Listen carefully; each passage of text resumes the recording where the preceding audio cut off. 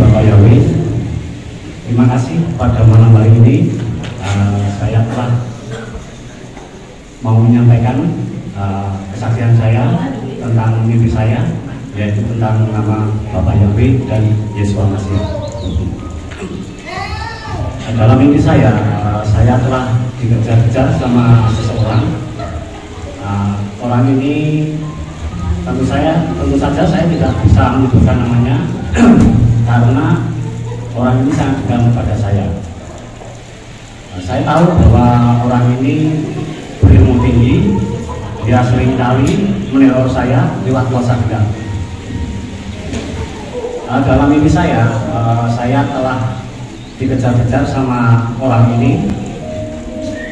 Setiap kali dia mengejar saya, tiba-tiba di samping saya, di depan saya muncul seperti batu karang untuk menghalau mereka.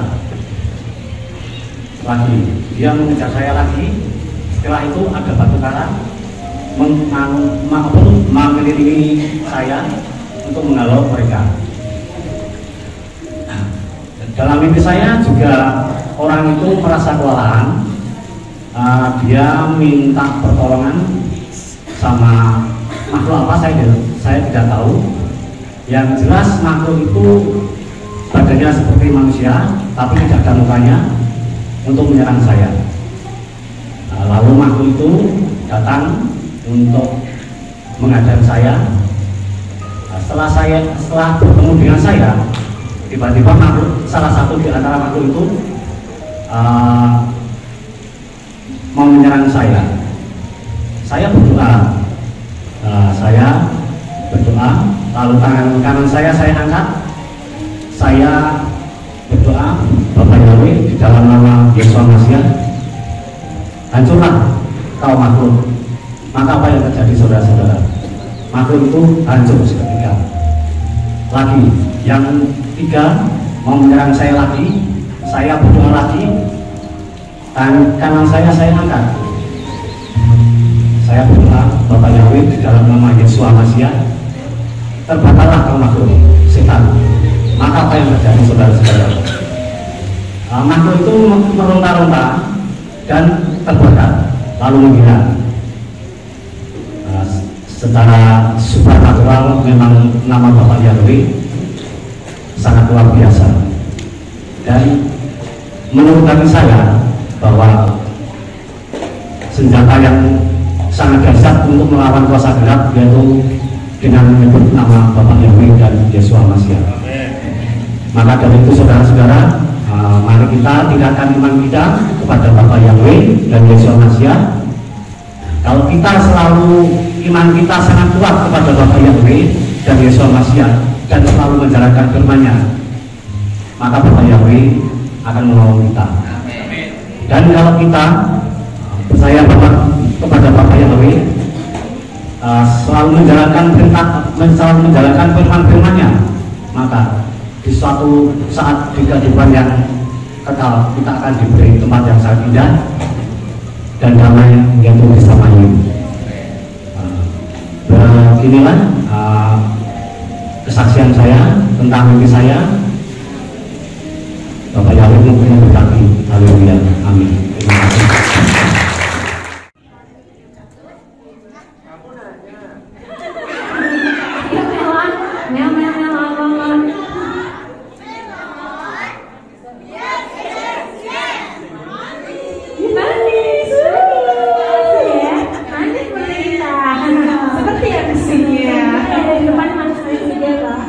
Oke, selanjutnya kelompok strawberry.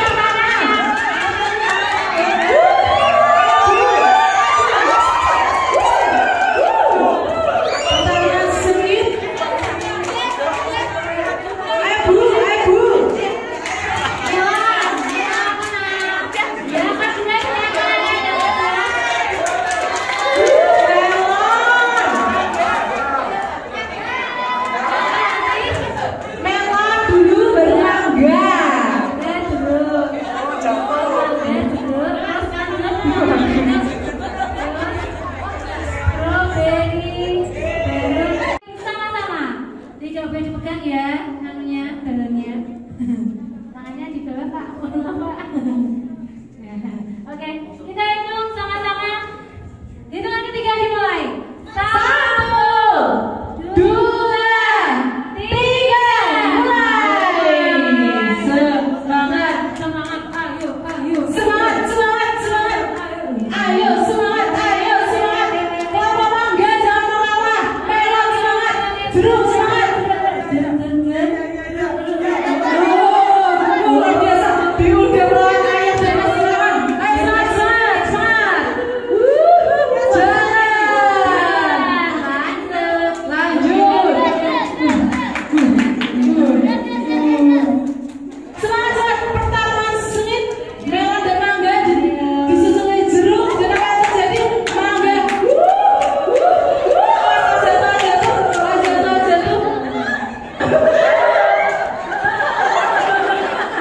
Ayo Pak, semangat Pak, ayo Pak. Lagi lah, ayo Bu. Pertarungan sangat sengit. Ayo. Musiknya, musik. Iya. Ayo Ibu Jile. Dia bisa mengamati ya. Panitia bisa mengamati. Oke, Agnes, ayo semangat Agnes. Ayo Bu. Mas dulu sudah menyiapkan semangat. Yang sudah bisa pusing ya.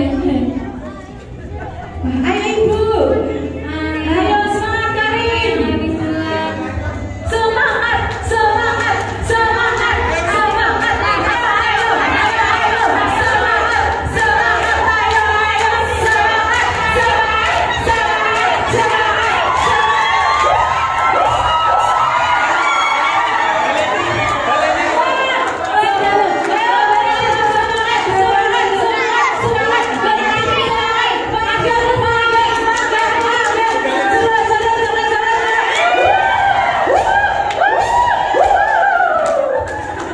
Siapa guys? Jeruk.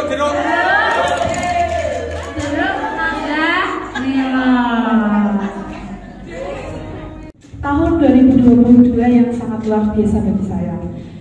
Ini semua bermula dari saya yang agak aras-arasan untuk berangkat pemuda. Terus saat itu saya mau berangkat tapi kok cuaca tuh kurang mendukung. Terus saya tuh pengen, rebahan aja Kak. Terus teman saya juga Ella keluar yuk main dan segala macam seperti itu.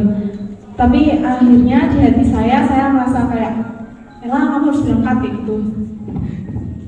Nah terus habis itu akhirnya saya berangkat di pemuda itu yang khotbah waktu itu kebetulan Mbak Fosa, dan Mbak Fosa itu memberikan satu ayat yang sampai sekarang menjadi HL bagi hidup saya, yaitu 2 Korintus 5 ayat yang ke-7 yang berbicara kita hidup dengan iman bukan dengan penglihatan. Di suatu ketika di bulan Juli tepatnya saya harus yudisium, dan itu tuh ternyata saya ketinggalan info, benar-benar ketinggalan info karena saya kasih grup kuliah saya di HP saya yang satunya. Saya ketinggalan info, saya tahu itu 1 minggu sebelum yudisium, dan saat itu saya belum ujian. Jadi saya harus mengejar ujian, tanda tangan dosen, administrasi kuliah. Saya waktu itu hari Kamis, saya langsung buru-buru ke kampus. Sampai kampus saya konsultasi dengan TU yang ada. TU bilang, waktu TU bilang waduh seperti itu, saya udah lemes banget karena saya lulus tuh udah telat. Saya lulus telat tuh karena sebenarnya saya nggak pernah cerita kenapa saya lulus telat. Saya ganti judul itu sampai 3 kali, dan kesalahan saya ya karena ganti judul terus-menerus, saya langsung kayak males-malesan untuk mengerjakan gitu. Karena skripsi itu kalau revisi itu ya membuat saya jenuh seperti itu. Sudah nggak ada harapan, saya waktu itu langsung ke lantai 5 gedung kampus saya di situ nangis. Saya cuma bisa menghubungi Mbak Fosa, Mbak Tika, sama satu teman saya. Di situ mereka bertiga memberi kekuatan dan semangat untuk saya.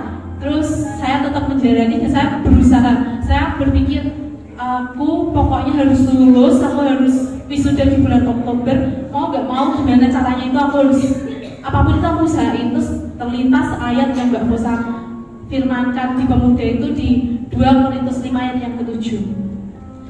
Saya waktu mengurus semuanya itu di jalan itu saya sambil saya cuma bersyukur, dan ada satu lagu rohani yang menjadi itu kekuatan di tahun ini, yaitu yang ku tinggikan Engkau Tuhan, yang itu menjadi kekuatan saya, dan saya bisa mengurus itu semua tuh 5 hari. Padahal itu ada Sabtu Minggu yang dimana kampus tuh off, dan saya puji Tuhan saya bisa lulus di bulan Oktober. Tapi tidak sampai di situ saja pertolongan Bapak Yahweh bagi kehidupan saya.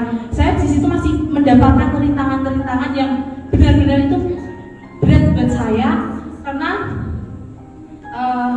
saat saya berjalan untuk mencari pekerjaan, saya bertemu dengan orang yang benar-benar ingin menjauhkan saya dari Tuhan.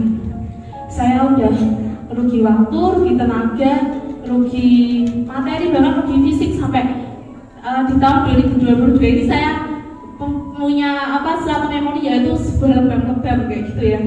Dan di situ teman-teman saya tuh sampai bilang sama saya seperti ini, udah ini anak tuh divisumkan aja. Itu saya gak cerita sama orang tua saya sampai sekarang, bahkan mungkin ada sama mama belum tahu juga. Tapi Tuhan tetap menolong hidup saya, dan saat itu saya cuma berdoa, Tuhan tolong beri saya pekerjaan.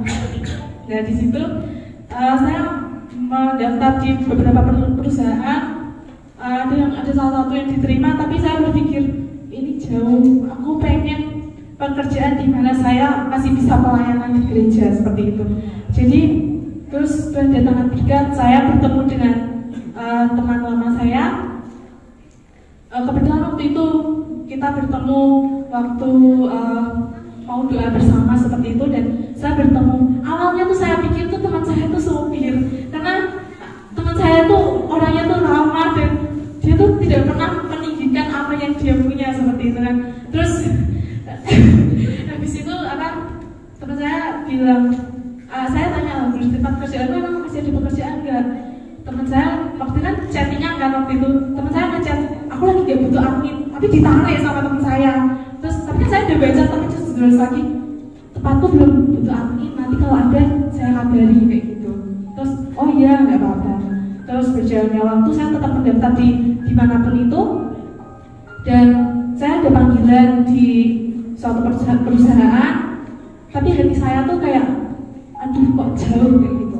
Saya tetap berdoa sampai setiap malam itu saya mempunyai notes catatan, di mana waktu itu kan Bapak Yahweh pernah berfirman, ada orang yang benar-benar beriman dan dia selalu menulis doanya itu di buku catatannya dengan beriman itu, dan saya mengandalkan di ayat 2 Korintus 5 ayat yang ke-7, dan itu saya benar-benar tulis setiap malam jam 11 malam tanpa kurang, tanpa terlewat. Dan tiba-tiba 2 bulan setelah saya lulus, tanpa 2 bulan persis pokoknya itu, teman saya tuh tadi nelpon, Ella kamu udah dapat pekerjaan belum ya? Belum, gimana? Itu telepon tuh malam-malam kan, teman aku lagi butuh admin ini dan gitu. Terus oh nah, emang aku bisa kesana kapan? Temanku malah bilang, kamu longgarnya kapan? Bilang gitu. Oh ya mungkin besok Senin, karena waktu itu kan di telepon hari Jumat malam misalnya saya pelayanan Sabat seperti itu. Terus akhirnya Senin saya kesana, dan puji Tuhan saya bisa bekerja di tempat yang terjangkau dari rumah. Saya masih bisa pelayanan, saya masih bisa aktif dalam pemuda juga. Jadi pesan saya untuk kita semua itu, walaupun kita tidak ada harapan depan, mau kayak aduh Tuhan udah gak ada harapan sama sekali, kita harus seperti apa, tapi percaya aja kalau kita memegang teguh iman kita kepada Bapak Yahweh, kita berserah penuh seperti kita harus melompati jurang pun kita masih bisa sampai di tujuannya. Ada amin saudara-saudara? Yes, gitu. Terima kasih.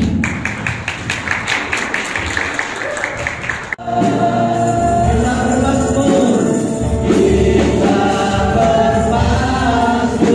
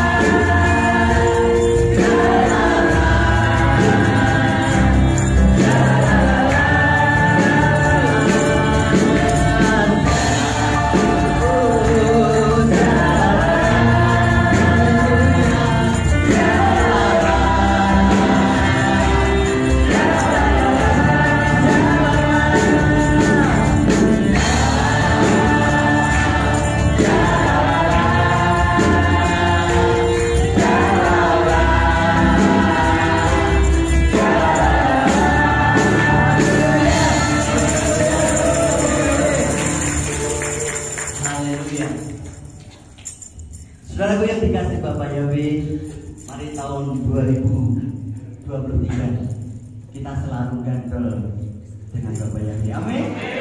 Gandol itu sih kita nyanyikan pujian ini. Haleluya. Terima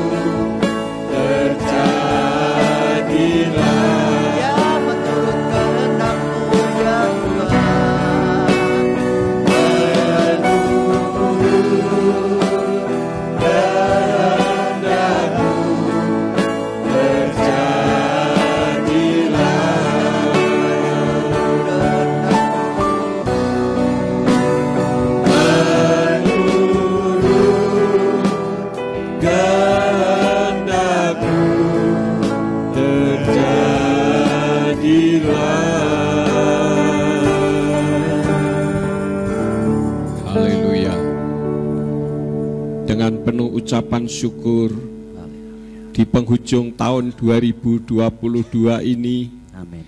Kami datang bersama dengan umat-umat-Mu untuk memuji dan meninggikan nama-Mu.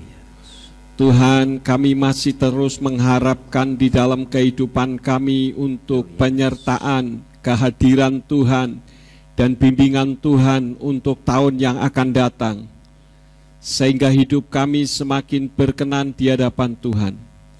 Ampuni segala dosa-dosa dan kesalahan kami yang seringkali kami lakukan di hadapan-Mu, tanpa kami sadari ya Tuhan. Tetapi kami senantiasa ingin memperbaiki diri untuk kemuliaan bagi nama-Mu. Tahun 2022 hampir kami lalui. Terimalah ucapan syukur kami kepadamu karena Engkau masih memberi kesempatan untuk kami berkumpul bersama-sama untuk mendengarkan firman-Mu. Urapi hamba-Mu yang menyampaikan firman, urapi setiap kami yang mendengar firman-Mu dengan urapan yang sama, agar firman yang ditaburkan dapat kami pahami dan kami mengerti di dalam kehidupan kami. Berikan kemampuan kepada kami bukan hanya untuk mendengar firman-Mu saja, melainkan juga melakukannya di dalam kehidupan kami. Terima kasih Bapa. Berfirmanlah, tegur kami dan ajar kami. Demi nama Adonai Yeshua HaMashiach, Tuhan dan Juru Selamat kami sudah berdoa dan mengucap syukur. Haleluya. Semua yang percaya katakan amin. Shalom Aleichem.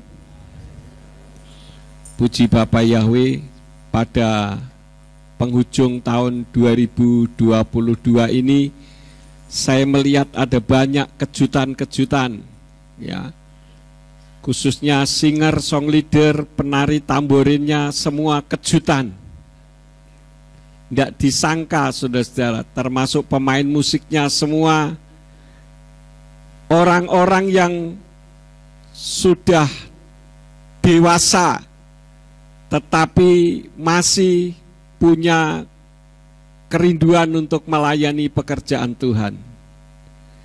Nah Bapak Ibu Saudara sekalian, biasanya setiap kali kita berada di penghujung tahun, mendekati perubahan tahun yang baru, kita seringkali melihat ada banyak orang melakukan evaluasi diri. Tidak salah kita melakukan evaluasi diri, tetapi perlu kita ingat bahwa evaluasi diri itu seharusnya bukan 1 tahun 1 kali, tetapi setiap saat, supaya hidup kita selalu berkenan di hadapan Bapa Yahweh. Saya setiap kali di akhir tahun seperti ini, saya teringat di tahun sebelumnya, di mana ketika kita berkumpul seperti ini, ada orang-orang yang hari ini sudah tidak bersama dengan kita lagi. Dan itu yang seringkali membuat hati ini sedih, saudara-saudara. Sedih karena tidak bisa berkumpul kembali. Tetapi di sisi lain kita berbahagia karena orang yang biasanya bersama dengan kita, sekarang bersama dengan Bapa Yahweh. Yang menyedihkan adalah ketika tidak berkumpul lagi, tetapi tidak bersama dengan Bapa Yahweh, tetapi bersama sesembahan lain. Ini yang sangat menyedihkan sekali. Dan ketika panitia perayaan tutup tahun menanyakan kepada saya tentang tema, saudara-saudara, saya langsung berdoa, saya komunikasi kepada Tuhan, kira-kira Tuhan taruh di dalam hati saya apa yang harus saya sampaikan untuk jemaat yang Tuhan kasihi. Ternyata Tuhan memberikan judul menapak tatapan masa depan. Apa sih yang dimaksud dengan menapak tatapan masa depan? Tentu saja kalau ada istilah menapak tatapan masa depan, berarti harus punya masa depan terlebih dahulu yang untuk ditatap dan ditapai. Nah, masa depan itu mau tidak mau harus dan akan kita tapai. Orang hidup yang tidak punya pandangan masa depan tidak akan mengalami kemajuan. Seperti kematian yang tidak diketahui oleh yang bersangkutan, masa depan pun demikian. Namun bagi orang-orang yang beriman, baik masa depan maupun kematian bukanlah hal yang menakutkan. Bersama dengan Elohim, kita bukan hanya memiliki tatapan masa depan, melainkan masa depan itu sendiri termasuk di dalamnya kematian. Coba kita renungkan apakah di tahun yang akan datang, ketika kita berkumpul seperti ini, kita yang pada malam hari ini berkumpul, masih bisakah berkumpul di tahun yang akan datang, 1 tahun kemudian? Ini menjadi misteri, saudara-saudara. Tetapi meskipun ini merupakan misteri, sama seperti masa depan yang penuh misteri, tetapi kitab suci mengajarkan kepada kita tentang kejelasan masa depan kita. Di dalam kitab Yirmiyahu pasal 29 ayat yang ke-11 dari Indonesian Literal Translation dikatakan, sebab aku mengetahui rancangan-rancangan yang aku rancangkan atas kamu, firman Yahweh, rancangan-rancangan damai sejahtera dan bukan kejahatan, untuk memberikan kepadamu masa depan dan harapan. Artinya Tuhan sudah memberikan kepada kita masa depan dan harapan. Maksudnya bahwa masa depan kita itu bukan sesuatu yang misteri, termasuk kematian. Kenapa? Karena kematian itu hanya merubah kehidupan di dunia ini masuk kepada kehidupan kekekalan. Bedanya hanya di situ. Tetapi memang kita bisa request kepada Tuhan, jika Tuhan izinkan, biarlah kita masih tetap pada tahun depan bisa berkumpul kembali untuk memuliakan nama Tuhan dan mempersiapkan diri untuk dipakai Tuhan. Jadi ini yang menjadi bahan renungan kita. Akankah tahun depan di tanggal yang sama kita masih bisa berkumpul seperti ini lagi? Sudah banyak yang tahun-tahun sebelumnya kita berkumpul, bercandaria bersama, tapi hari ini sudah tidak lagi bersama kita. Di dalam pengajaran pelayanan kita, fokus pelayanan kita adalah untuk memberitakan nama Bapa Yahweh. Sudah sekitar 2 dasawarsa atau 20 tahun nama Yahweh mulai berkumandang. Namun masih juga para hamba Elohim menutup mata dan telinga. Dan kalau kita melihat satu realitas, saya memiliki beberapa grup WA, saudara-saudara. Dan di grup WA ini saya berada salah satu di antaranya juga di grup organisasi politik. Ketika mereka memberitakan nama Tuhan, yang diberitakan Tuhan yang salah, karena menggunakan kitab suci yang menghilangkan nama Tuhan yang sesungguhnya. Dan ini adalah, kalau menurut saya, sangat miris. Kenapa? Karena sudah 2 dasawarsa lebih, 20 tahun lebih nama Yahweh berkumandang di negara kita. Tetapi masih juga para hamba Elohim menutup mata dan telinga. Walaupun di sisi lain juga saya bersyukur karena menunjukkan bahwa kitab suci kita itu benar. Karena di dalam kitab Yesayahu pasal yang ke-42 ayat 18 sampai 20 dari kitab Indonesian Literal Translation dikatakan, hai orang-orang tuli, dengarlah, dan orang-orang buta, pandanglah untuk melihat. Siapakah yang buta selain hambaku, atau yang tuli seperti utusanku yang aku kirim? Siapakah yang buta seperti dia yang berada dalam damai, dan buta seperti hamba Yahweh? Engkau melihat banyak hal, tetapi tidak memerhatikan, membuka kedua telinga, tetapi tidak mendengarkan. Jadi punya telinga, punya mata, tetapi tidak berfungsi. Secara jasmani mungkin berfungsi, dan saya yakin sangat berfungsi. Apalagi kalau sudah berbicara soal keuangan, mata dan telinga begitu tajam, tetapi tidak untuk kebenaran. Artinya punya mata tetapi tidak melihat, punya telinga tetapi tidak mendengar. Saya merenungkan kenapa ada firman Tuhan yang mengatakan demikian. Di situ dengan jelas dikatakan, hai orang-orang tuli, dengarlah. Bagaimana mungkin orang tuli disuruh mendengar? Dan orang-orang buta, pandanglah untuk melihat. Bagaimana kitab suci mengajarkan untuk melihat sementara orangnya buta.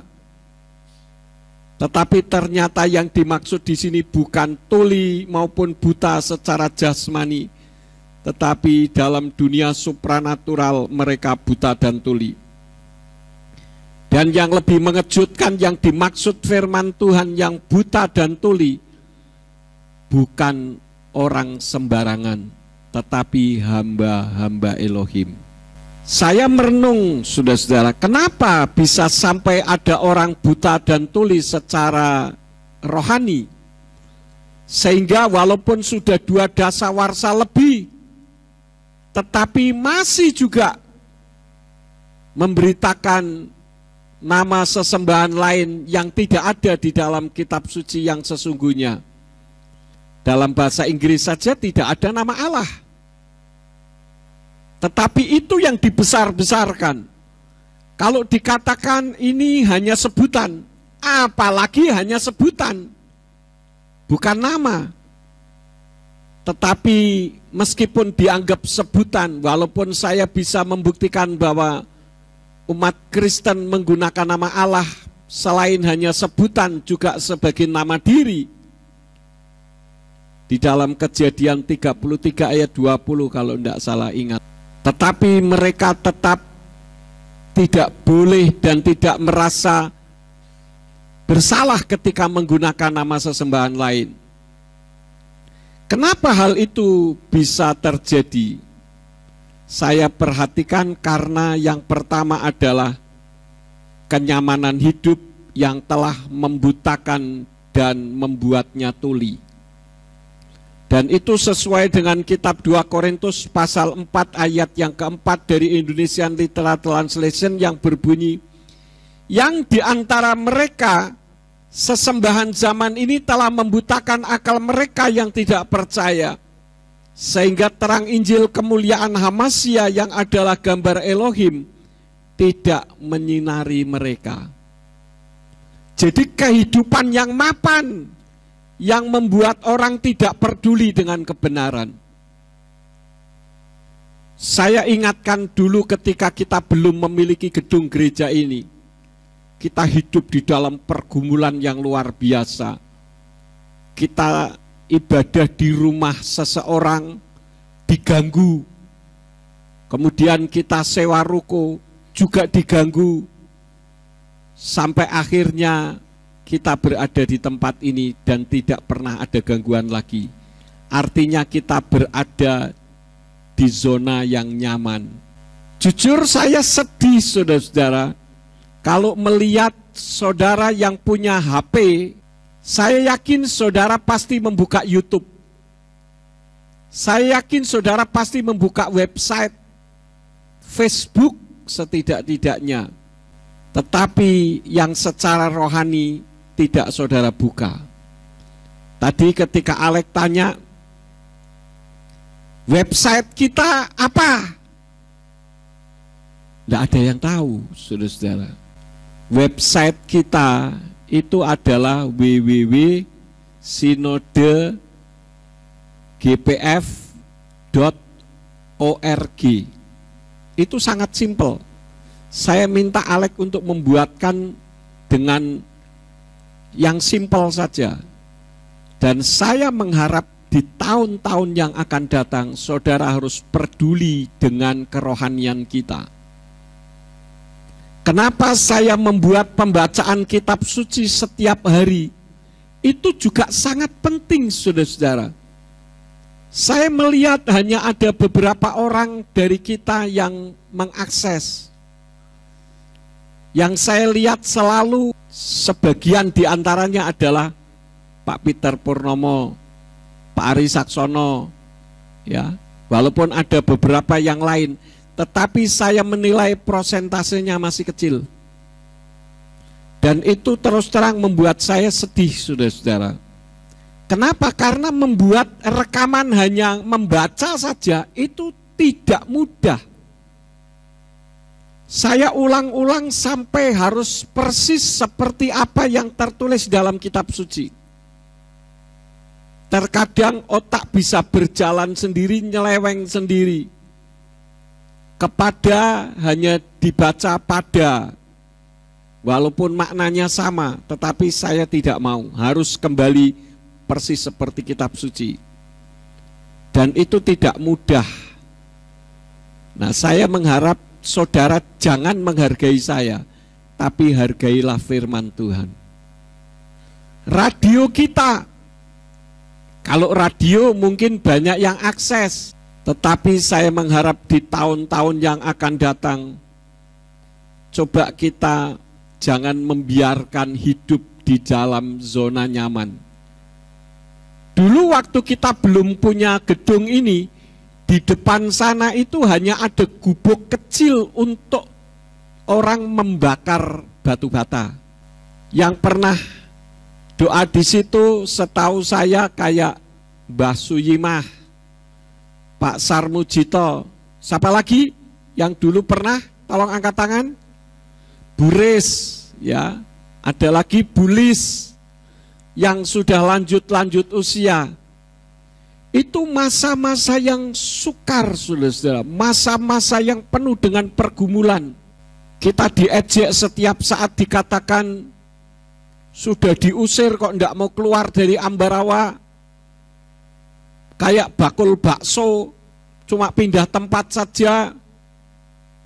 Tapi bagi saya tidak terpengaruh dengan ejekan-ejekan tersebut. Kemudian bakul baksonya berubah menjadi tenda biru, ya. Yang masih ingat setelah tenda biru apa, saudara-saudara? Gudang, ya, gereja gudang, karena memang bentuknya seperti gudang. Kenapa? Karena pertama kita hidup membangun gedung ini dengan pergumulan, dengan iman. Pantang bagi saya untuk meminta-minta, hanya memiliki iman itu yang saya pertahankan. Sehingga gedung ini disebut sebagai gereja gudang. Setelah gereja gudang, apalagi saudara-saudara? Gereja mewah, bukan karena betul-betul mewah, tetapi karena mepet sawah. Tetapi saudara meyakini bahwa next yang akan datang gereja kita betul-betul mewah. Artinya bahwa kita masih perlu menatap masa depan. Dan untuk menapainya, oleh karena itulah, maka kita masih membutuhkan pergumulan. Dan saya membutuhkan dukungan doa saudara. Kalau bukan karena dukungan doa saudara, secara jasmani saya sudah tidak mampu karena banyak kendala yang terjadi. Tetapi Tuhan kirimkan Pak Simeon dan Ibu Elvina untuk mendukung pelayanan saya. Bukan berarti saya mengesampingkan saudara, sama sekali tidak. Seperti yang saya sudah katakan, saya membuat gereja ini bukan untuk menciptakan dinasti atau turun-temurun, sama sekali tidak. Terbukti baik Dina, Simeon, Lea saya kirim ke luar negeri untuk sekolah supaya bisa menitih karier di luar negeri. Tetapi saya juga seringkali katakan bahwa kalau Tuhan memanggil, saya tidak bisa menyangkali panggilan Tuhan.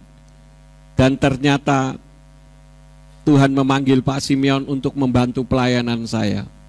Artinya ketika saudara menghormati Pak Simeon, sama saja dengan saudara menghormati saya.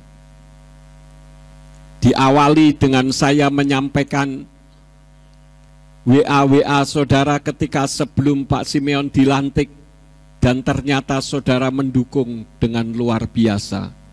Jadi Bapak Ibu Saudara sekalian, pesan saya pada malam hari ini, saudara perlu ingat, menjelang kedatangan Yeshua HaMasyiah yang kedua kali, kalau saudara salah mengakses dunia kerohanian di multimedia, di sosial media, maka kita akan terbawa arus dan kita tidak akan berkumpul kembali seperti ini di tahun yang akan datang, bukan karena kita dipanggil Tuhan, tetapi karena kita terlibas oleh berita-berita yang tidak benar. Karena itu walaupun kita sekarang ini sudah saya anggap hidup dalam zona nyaman, dalam tanda petik. Kenapa? Karena tidak ada intimidasi seperti dulu. Karena itu kita masih terus bergumul. Tolong dengar suara saya pada malam hari ini. Akseslah dunia kerohanian kita. Sekali-kali saudara membuka website www.synodegpf.org, synodegpf.org, itu organization. Saudara akan bisa melihat perkembangan gereja kita. Tahun depan tanggal 8 Januari GPF akan bertambah lagi di Bandung. Beberapa waktu yang lalu di Batam. Jadi kita harus tahu perkembangan kita sendiri, saudara-saudara. Saya hanya minta 2 hal saja. Akses multimedia, ya, baik website kita, pembacaan setiap saat. Kemarin saya sudah di request sama Pak Peter Purnomo, Pak, diizinkan enggak kalau sebelum ibadah mulai pembacaan satu pasal 1 hari bisa didengarkan di antara jemaat? Saya bilang silahkan, ini satu usul yang baik sesuai dengan visi dan misi gereja. Jadi saya mendengarkan. Hanya itu yang saya minta, di samping radio. Radio kita ini yang mendengarkan banyak orang luar loh, saudara-saudara. Sangat disayangkan kalau orang luar mau mendengarkan sementara kita sendiri tidak mau mendengarkan. Tetapi kita mendengarkan video-video YouTube yang lain yang tidak bisa mencerahkan kerohanian kita. Ini sangat menyedihkan sekali. Jadi jangan taruh kehidupan kita pada zona nyaman. Itu yang pertama. Yang kedua, kenapa ada hamba-hamba Elohim yang buta dan tuli sehingga tidak mampu menapak tatapan masa depan? Yang kedua, lupa pada panggilannya sebagai hamba Elohim. 1 Timotius 1 ayat 18-20 Indonesia Translation katakan, aku mempercayakan perintah ini kepadamu, hai Timotius anakku, sesuai dengan nubuatan yang mendahului engkau, supaya olehnya engkau dapat memperjuangkan suatu pertandingan yang baik, dengan memiliki iman dan hati nurani yang baik, yang beberapa orang sehubungan dengan imannya telah menjadi kandas karena telah menolaknya. Mereka adalah Himenius dan Alexander yang telah aku serahkan kepada Satan, supaya mereka dapat didisiplinkan agar tidak menghujat. Mereka ini bukan kelompok ahli Torah, saudara-saudara, tetapi mereka membuat statement-statement teologia. Apa yang diajarkan oleh Hymenaeus dan Alexander? Mereka mengeluarkan statement teologia bahwa kebangkitan sudah lewat, yang menyebabkan terjadinya penyesatan.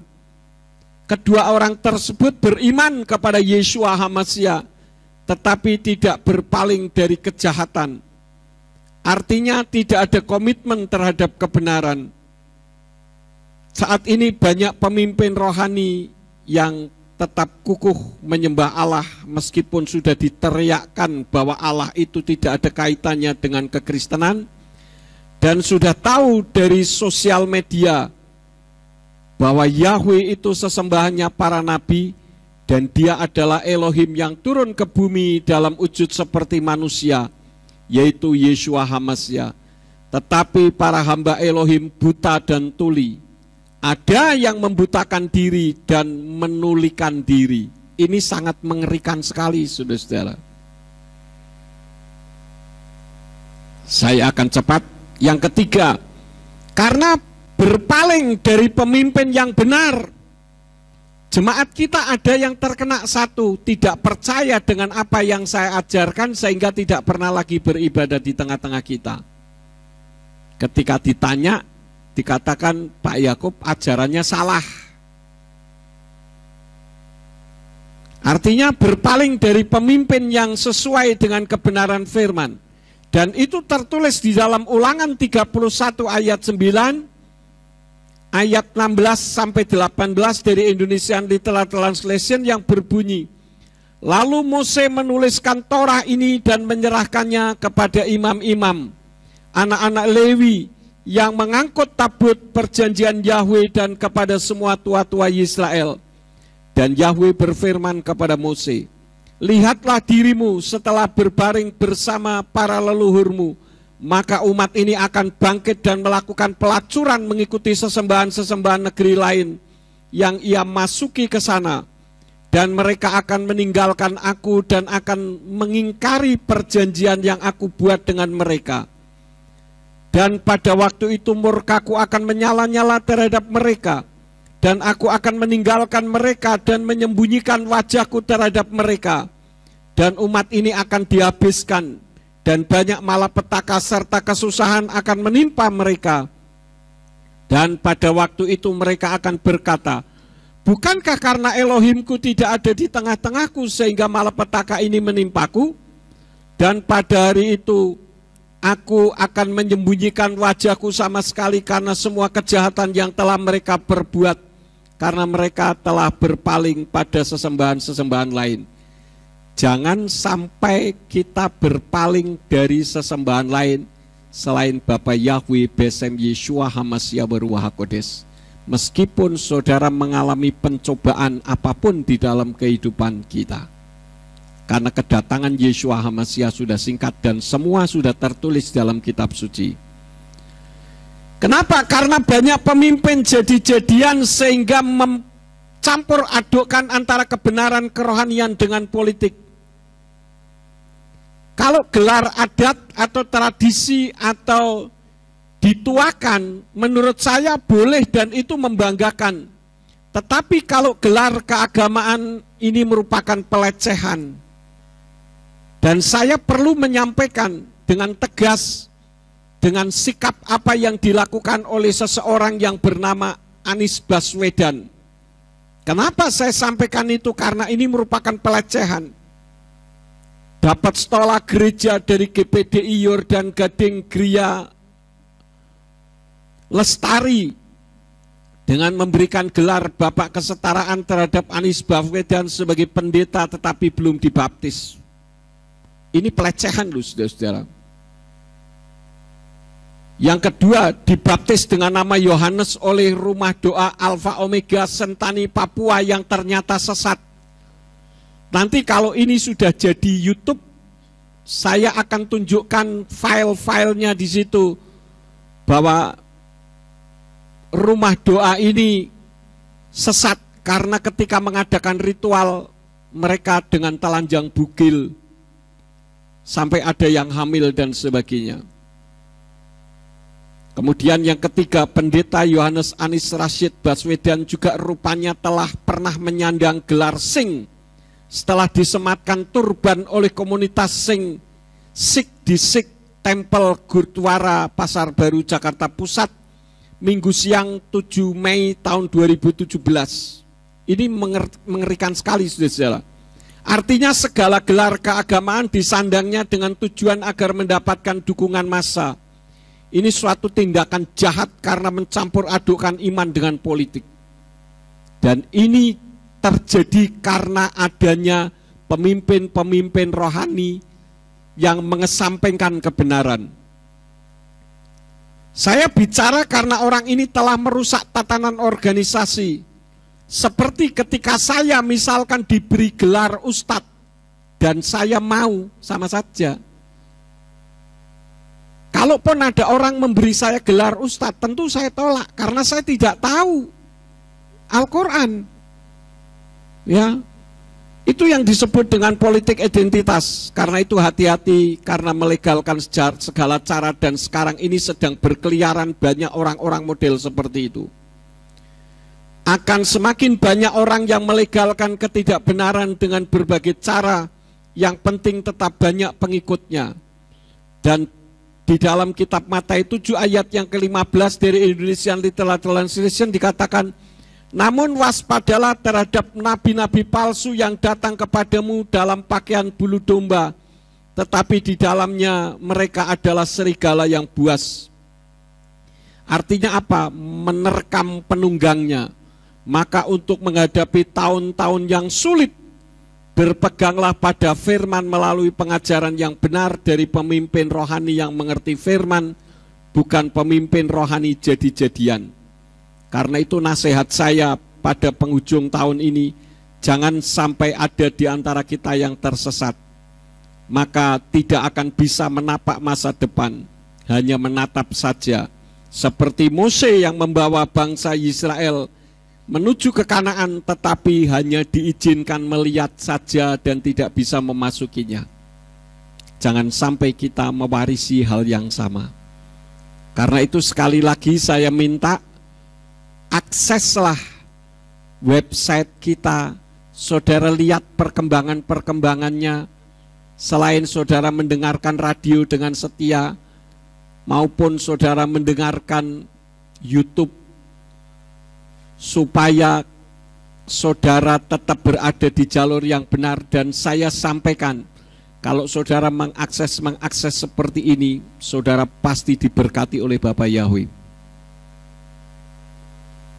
Khususnya satu pasal satu hari. Hanya satu pasal loh saudara, satu hari ya.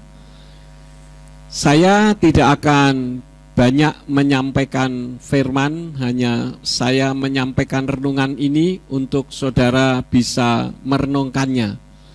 Kita akan melihat apa yang akan disampaikan oleh panitia, dan nanti setelah itu tradisi kita untuk bersalam-salaman akan kita lakukan lagi karena sudah bebas dari pandemi kita ya.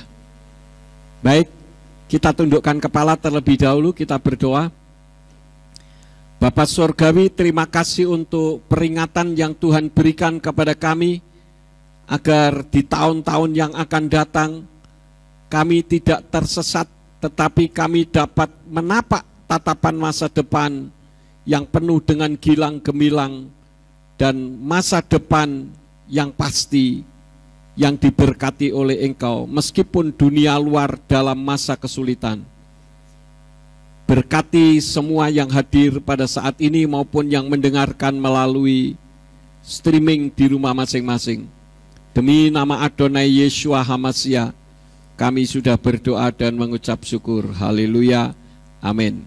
Ya, saya serahkan.